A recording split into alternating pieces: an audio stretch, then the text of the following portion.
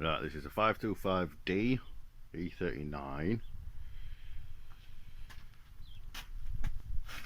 These front two loads here are supposed to point exactly to each other when you're timing the engine. Now what I found was if you use the cam tool, one of them is slightly off. So if you're trying to locate it by using a mark, and like me you don't have another mark to indicate it, this is what I did to get around that. So the idea is when you're timing something, you're always supposed to go to the crankshaft mark, and then if the camshaft is slightly out, you adjust the camshaft afterwards. Your crankshaft is most important. So if I go around to the back here, I'm not sure how much you're going to see here. I've removed the starter motor. Ooh, you can't really see much there, can you? You can. There's the starter motor there.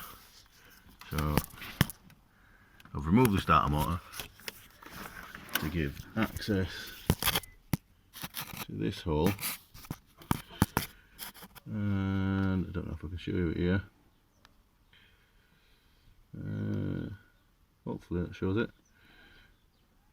Basically, if you can see, well, basically if you remove the starter motor, you'll be able to see your flywheel, and then you'll be able to see roughly where your timing hole is. So what I've done is I've basically guided it, and then I've pushed my locking tool in. For this engine, you're supposed to use, accordingly, you're supposed to use this tool, but this tool wouldn't go in. I don't know if the hole was rusted or what, but it wasn't having it. The diameter that comes in this kit for that and another silver key are the same. So I've used the silver key instead, as it was much easier to put in, and it's locked. So I'll update you as I keep going.